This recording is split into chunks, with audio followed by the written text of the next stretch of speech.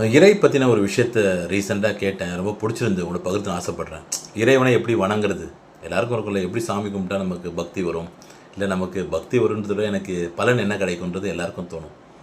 என்ன சொல்கிறாங்கன்னா, சமஸ்கிருத மொழியில் சொல்லப்படுது, வேத மொழின்னு சொல்கிறாங்கல்ல, இறை மொழின்றாங்களே. அதாவது சரியை, கிரியை, யோகம், ஞானம், இந்த 4 வழிகளில் இறைவனை நீ வணங்கலாம். சரியைனா என்ன? புற வழிபாடு. இப்போ வெளியே ஒரு சிலை இருக்குது, அதை பார்த்து வணக்கம் வச்சுக்கிறோம், அப்படி கும்பிடுறோம், அப்படி அங்கே இருக்கார் கடவுள் நினைக்கிறோன்னா சரியைன்றான்.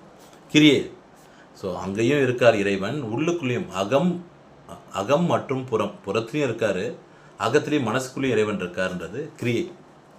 யோகம் என்பது வெளியே இல்லை, எனக்குள்ளே தான் இருக்கிறான் இறைவன் அப்படின்னு நினைக்கிறது யோகம்.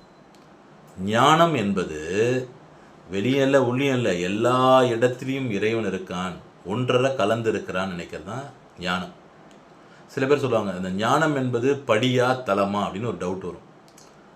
சரியை, கிரியை, யோகம், ஞானம், இந்த ஞானம் என்பது படியா தலமா, அது வழிமுறைகளா, இல்லை அடையும் உனக்கு பெனிஃபிட்டா, அந்த ஒரு விஷயம் உனக்கு கிடைக்கிறது இல்லை அதுவா, இல்லை படிமுறைகளா? படியும் தான் தலமும் தான் சொல்கிறாங்க. இப்போ உதாரணத்துக்கு ஒரு வீட்டில் 19 படிக்கட்டு இருக்குது, உங்கள் மாடி படிக்கட்டு. 18 முடிஞ்சு 19வது படியில் கால் எடுத்து வைப்பீங்கள்ல, அந்த 19வது படியா, இல்லை அந்த அந்த ரூமோட அந்த அந்த ஃப்ளோரோட தலமா? புரியுதா சொல்ல வருது? 19வது படிக்கட்டில் கால் வைப்பீங்க, ஆனால் கால் வைக்கும்போது அந்த தளத்தை தான் கால் வைப்பீங்க, அந்த ஃப்ளோருக்குள்ளே போயிடுவீங்க.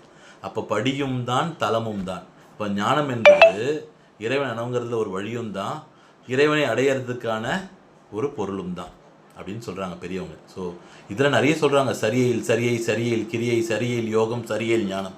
கிரியையில் சரியை, கிரியையில் கிரியை, கிரியையில் யோகம், கிரியையில் ஞானம். யோகத்தில் சரியை, யோகத்தில் கிரியை, யோகத்தில் யோகம், யோகத்தில் ஞானம். ஞானத்தில் சரியை, ஞானத்தில் கிரியை, ஞானத்தில் யோகம், ஞானத்தில் ஞானம். இது மாதிரி அதில் திரும்பி 16 வகையாக பிரிக்கிறாங்க. அதை நான் ரொம்ப கன்ஃபியூஸ் பண்ண வேணாம் தான், ஈஸியாக சொன்னேன். ஸோ சரியைனா புற வழிபாடு, கிரியைனா அகப்புற வழிபாடு, யோகம்னா அக வழிபாடு மட்டும்தான், ஞானம் தான் இறைவனே எல்லாமே நினைக்கிறது தான் ஞானம்ன்றாங்க. இது நான் தெரிஞ்சுக்கிட்ட விஷயம் உங்களுக்கு பகிர்ந்து ஆசைப்பட்டேன். இந்த பதிவு பிடிச்சா சப்ஸ்கிரைப் பண்ணுங்கள், மற்றவங்களுக்கு ஷேர் பண்ணுங்கள்.